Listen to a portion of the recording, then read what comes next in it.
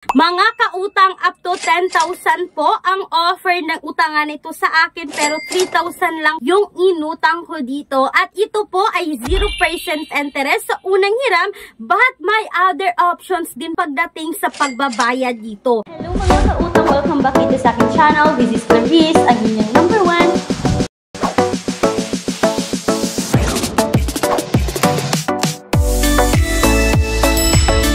Yan yung pag-uusapan natin for today's video. At alam ko mga kautang, hindi na ito bago. So ngayon, ibibigay ko sa inyo yung recent update sa loan application na to. Dahil mga kautang, meron talagang malaking pagbabago sa loan application na to. Ito po ay makikita natin sa Google Play Store or sa App Store. So kailangan yung i-install, kailangan yung i-download. But mga kautang, may other options po. Pwede kayong mag-apply dito direct website. So, hindi nyo na kailangan ring mag-install, hindi nyo na rin kailangang mag-download. So, yung link dito ay nasa description box or sa pinned comment section ng video na ito. Bago tayo magsimula mga kautang, kung kayo ay employed or self-employed at gusto nyong umutang sa bangko, they offer minimum of 20,000, maximum of 2 million pesos. And please take note, meron pong qualifications pagdating sa pag-utang dito at ito po lahat ng mga requirements na kakailanganin. And please take note that all applications submitted is subject for bank approval. For more details, kindly email me right away, clariza@gmail.com, or pwede nyo rin ako i-message sa aking Facebook page, Clarice Instant Loan Reviews. So, ito na nga mga kautang, no? Hindi na natin masyadong papahabain pa, no? It's all about Digido.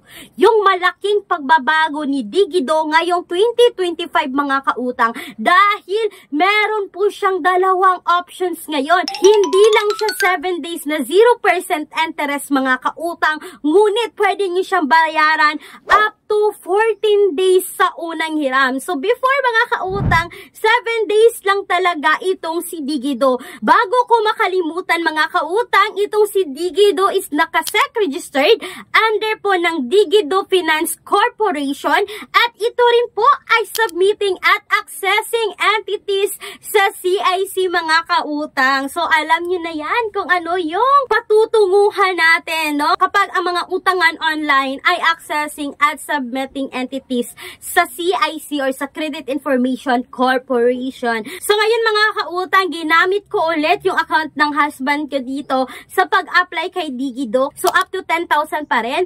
3,000 yung inutang ko dito mga kautang. Nakita ko talaga na dalawa na yung options dito. Pwede mo siyang bayaran, no? Sabi dito 7 days for free at 14 days. So mga kautang, sa 3,000 dito, kapag 7 days or 0% interest yung inutang mo dito, so ibabalik mo 3,000 yung makukuha mo, ibabalik mo sa yung 3,000 sa loob po yan ng 7 days. Mga kautang, walang loan deduction si Digido. At eto na, pagdating naman dito sa 14 days offer nila mga kautang, no, kapag sa 3,000, makikita ninyo yung full repayment is 3,672, which is 672 yung total interest kasama ng charges dito sa loob po yan ng 14 days. So mga kautang, sinubukan ko talaga na umutang ulit dito kay Digido gamit yung account ng husband ko kung ma-approve ba kami this time dito. Nag-fill in ako dito, nag-submit ako ng photo ng valid ID, front at back nito, at meron po tong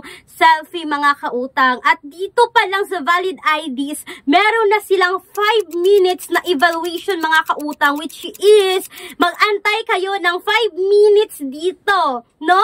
Kung ma-approve ba yung application nyo dito. At hindi lang yan mga kautang, dahil within 5 minutes is tatawagan talaga kayo ng isa sa mga agents nila for verifications daw ng pag-utang mo dito. Nakausap talaga ng husband ko yung agent nila at sabi dito na kailangan daw mag-antay ng 3 to 5 minutes para kayo ay ma-approve dito. At after ng 3 to 5 minutes, ay may na-receive na naman akong text na galing dito kay Digido mga kautang na ang sabi, your application for a loan was rejected. You can apply for a new loan in 30 days mga kautang. So, sad to say, na-reject po ako dito kay Digido mga kautang. But alam nyo no, na ang pinagbago talaga na loan application na to is naging 14 days siya.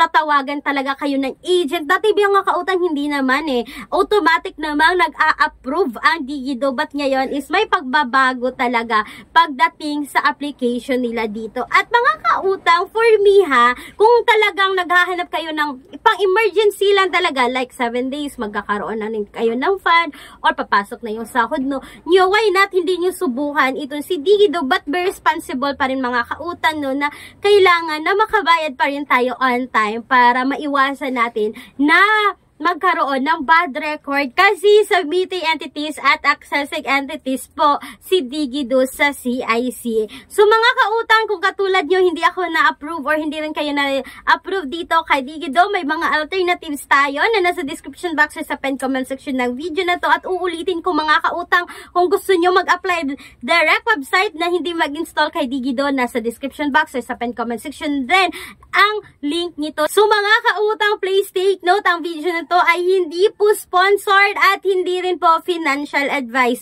Kailangan nyo pa rin mag-do a research bago umutang sa kahit anumang utangan online. So mga kautang, sana po ay makatulong itong video na to. Once again, this is Clarice, ang inyong #1 pala utang dahil utang is life. Bye bye bye mga kautang!